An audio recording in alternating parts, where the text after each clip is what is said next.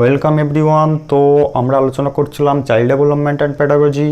আগের ভিডিওতে আমরা আলোচনা করেছি educational implications of Vygotsky theory. এই ভিডিওতে আমরা আলোচনা করব criticism of Vygotsky theory, Vygotsky থিওরির ক্রিটিসিজম।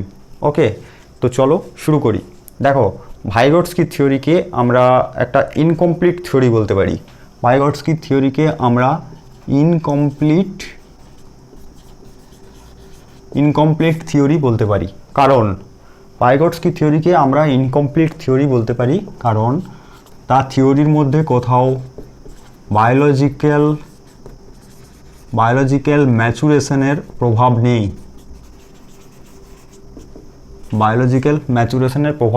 তিনি তার থিওরির মধ্যে কোথাও বায়োলজিক্যাল ম্যাচুরেশন সম্পর্কে কিছু বলেননি। অর্থাৎ ডেভেলপমেন্টের পেছনে বায়োলজিক্যাল ম্যাচুরেশনের যে অবদান, এই ব্যাপারে তিনি কোনো কথা বলেননি তার থিওরির মধ্যে। তিনি বায়োলজিক্যাল ম্যাচুরেশন ছাড়াও ডেভেলপমেন্টের পেছনে এজ রিলেটেড চেঞ্জেস, অর্থাৎ বয়স বাড়ার সাথে সাথে ডেভেলপমেন্টের যে পরিবর্তন, এজ রিলেটেড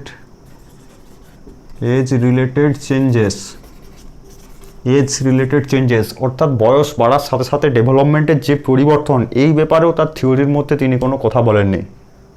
এবং সেই সঙ্গে তিনি ডেভেলপমেন্টাল স্টেজ নিয়েও কোনো কথা বলেননি। তো সেই কারণে আমরা ভাইগটস্কি থিওরিকে একটা ইনকমপ্লিট থিওরি বলতে পারি। ওকে, তিনি তার থিওরির মধ্যে শুধুমাত্র সোসাইটি, কালচার আর ল্যাঙ্গুয়েজ, এই তিনটে বিষয়কেই ইম্পর্টেন্স দিয়েছেন। এই তিনটে বিষয়কেই, সোসাইটি, কালচার এবং ল্যাঙ্গুয়েজকে মোর বা ওভার লিখতে পারি, ওভার এমফাসিস করেছেন।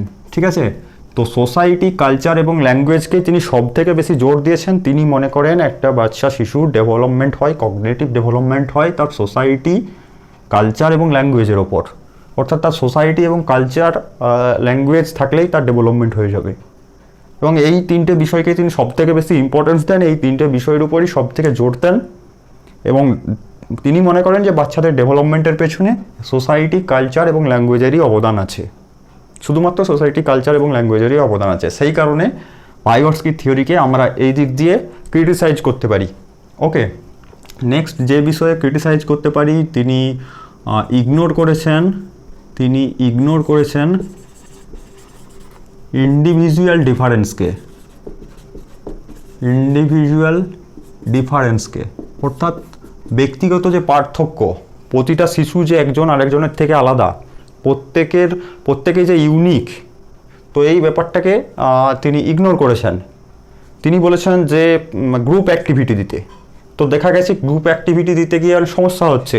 একটা বাচ্চার সাথে কোলাবোরেট করতে পারছে না, সে তার নিজের বন্ধুর সাথেই কমফোর্ট ফিল করে।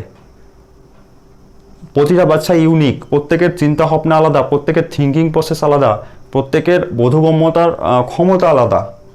ঠিক আছে, তো তিনি এই যে ইন্ডিভিজুয়াল ডিফারেন্স, ইউনিকনেস, এই ব্যাপারটাকে তিনি তার থিওরির মধ্যে ইগনোর করেছেন। এবং তিনি যে জেডপিডি এবং স্ক্যাফোল্ডিং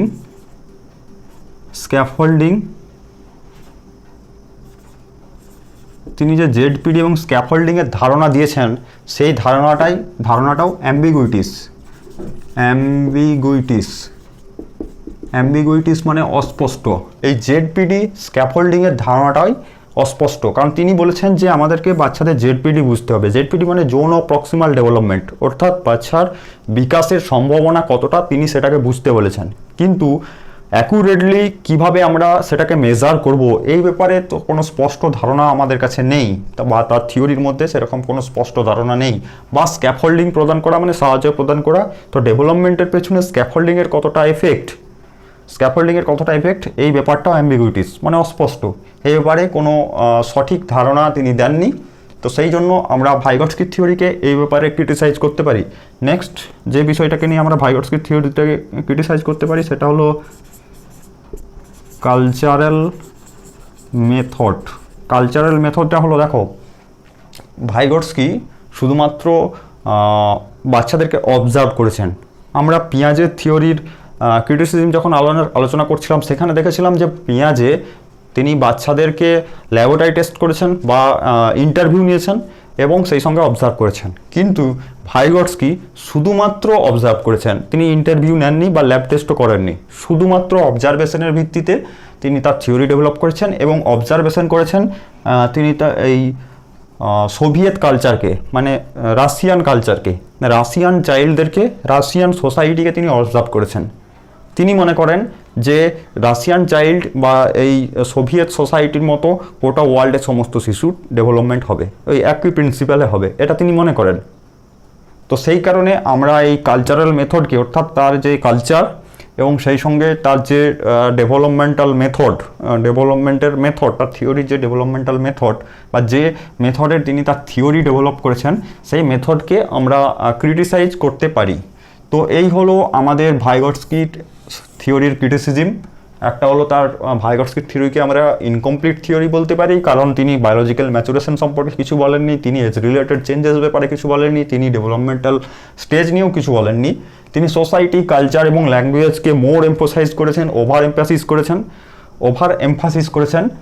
তিনি মনে করেন যে একটা বাচ্চার ডেভেলপমেন্টের পেছনে তিনটে জিনিসই লাগবে, সোসাইটি, কালচার আর ল্যাঙ্গুয়েজ, এই তিনটে জিনিসই সব কিছু। তো সেই কারণে আমরা ভাইগটস্কির থিওরিকে ক্রিটিসাইজ করতে পারি। তিনি ইগনোর করেছেন ইন্ডিভিজুয়াল ডিফারেন্সকে, ব্যক্তিগত পার্থক্যকে তিনি গুরুত্ব দেননি, ঠিক আছে। তিনি জেডপিডি এবং স্ক্যাফোল্ডিংয়ের ধারণা দিয়েছেন ঠিকই, কিন্তু জেডপিডি এবং স্ক্যাফোল্ডিং আমরা কিভাবে ব্যবহার করব বা তার অবদান কতটা ডেভেলপমেন্টের পেছনে, এই ব্যাপারে কোনো স্পষ্ট ধারণা নেই তার থিওরির মধ্যে। এবং তিনি যে থিওরি ডেভেলপ করেছেন, তিনি শুধুমাত্র অবজার্ভ করে থিওরি ডেভেলপ করেছেন এবং সেটা শুধুমাত্র রাশিয়ান কালচারকে, রাশিয়ান চাইল্ডদেরকে, সোভিয়েত সোসাইটিকে। তো সেই কারণে আমরা এই ব্যাপারে এই কালচারাল মেথড নিয়ে আমরা ভাইগটস্কির থিওরিকে ক্রিটিসাইজ করতে পারি। ওকে, তো নেক্সট ভিডিওতে আমরা আলোচনা করব বা নেক্সট ভিডিওতে আমরা শুরু করব ল্যাঙ্গুয়েজ ডেভেলপমেন্ট। ওকে, তো চলো দেখা হচ্ছে নেক্সট ভিডিওতে। Thank you.